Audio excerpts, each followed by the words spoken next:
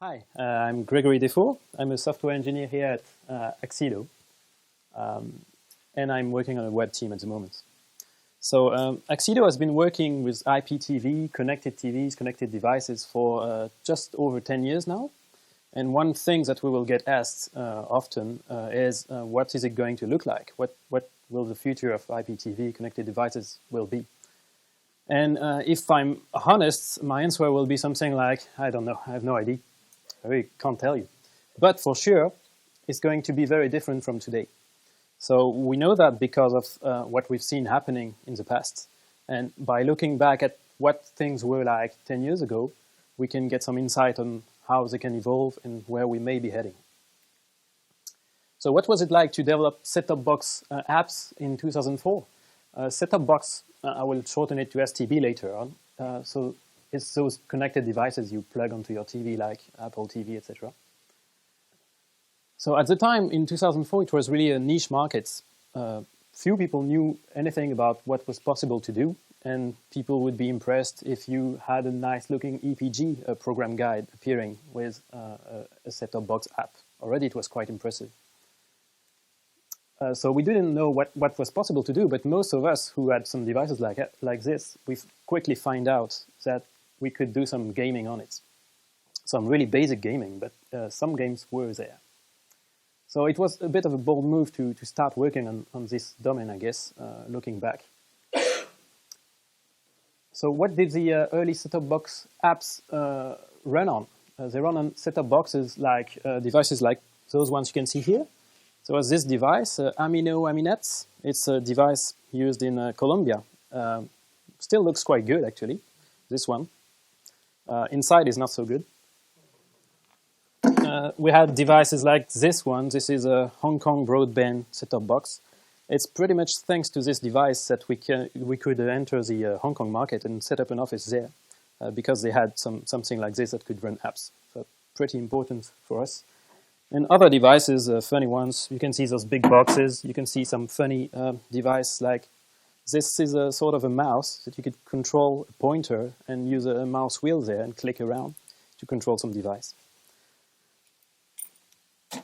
And on one of those devices, it was running a web browser, so you had to code a web app to run the application. And the way it worked is that you couldn't change anything on the HTML. You couldn't change the text. You couldn't change any tag inside. The only thing you could change was an image. So the way to make apps on that was to intercept events on the remote control and change the image displayed on the whole thing. So we had to generate server-side the images. So that must have been quite some fun. And you can talk to Alex about this, as he worked on that a while ago. And those apps were running some games of limited interest sometimes, or sometimes not so limited. For instance, we had games like Truck Wars. Truck Wars was this game where you had this little thing to control here, and you were moving around. Nothing complicated, but the graphics looked already quite good at the time. We also had some puzzle-style games like the Swedish Bikini Challenge. You can imagine what's hidden there. Maybe I'll replay it if you can look quick enough. Okay, that was a funny application. And we had the other side of this game, which was Mr. Hunkylicious. I can't imagine what it was to work on this and to QA it. We had something more casual, like the Blackjack. The Blackjack with pretty good graphics for the time. Really a classic. This one was quite popular. And then what happened is what we call the iPhone effects. Pretty much Apple released the iPhone, and it really changed people's expectations of what was possible to do with devices, small devices, like, of course, a phone, as it was a phone at the time.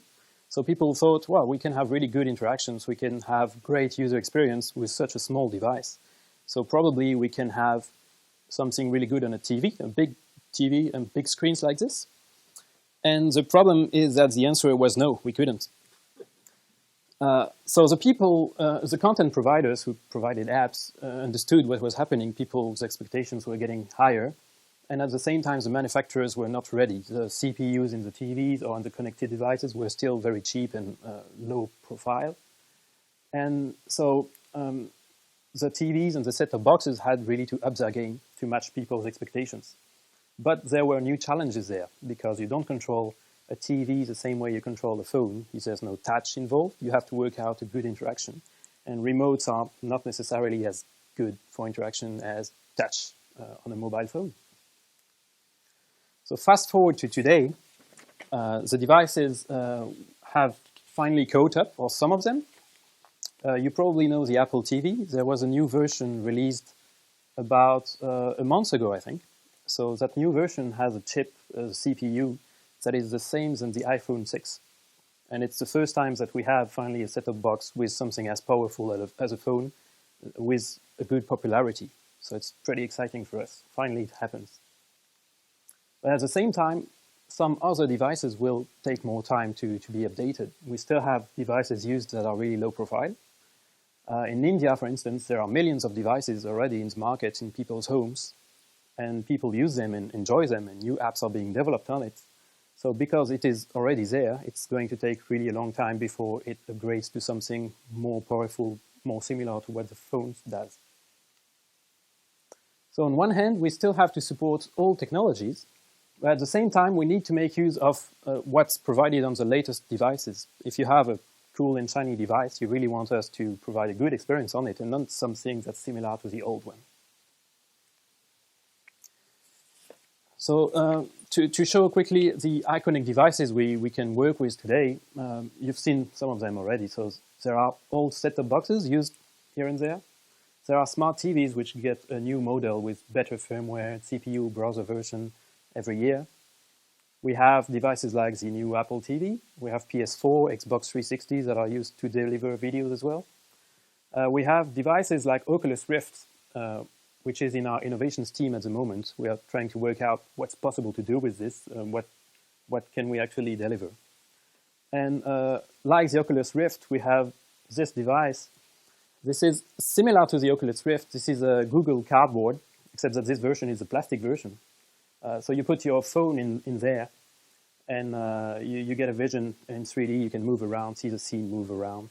It's pretty cool. We are trying to find out what's interesting to do there, and this is one of our guys testing it for the first time. So with all those devices, we can see we have a device technological gap, really. On one hand, the exotic solutions are getting less and less common. By exotic, I mean, for instance, the older Panasonic TVs are a good example. They were running some JavaScript, but not HTML for the interfaces. What they were doing is they had their own system for moving around UI or setting where it should appear. It was a 3D axis system, and whatever you put at position 0, 0, 0 would be in the center of the screen. You had to work out where to put things to place them correctly. So it was a bit tricky, but interesting still. Many devices use browsers to display the UI with the HTML, and the MDIT browsers are getting better. We used to have trouble because we had some old versions of Firefox MDIT sometimes, and they supported natively the XML, but they didn't support JSON natively. And some of the devices were using WebKit.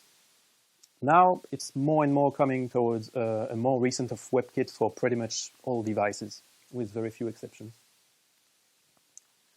But at the same time that the situation is getting better, we have more and more devices to look after. So we have browsers to look after. We have also to deal with Swift, Apple's language. We have Android's version of Java. We have hybrid solutions, potentially, like Cordova. We have proprietary toolkits in some cases, etc., etc.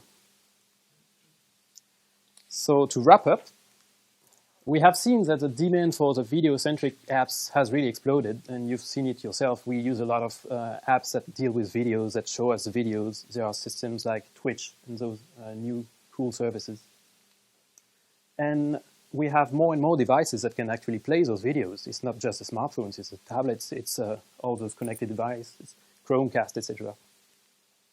So today, if you want to reach more and more customers, and most of the customers, you really need to target a lot of devices at the same time. You can't just focus on one.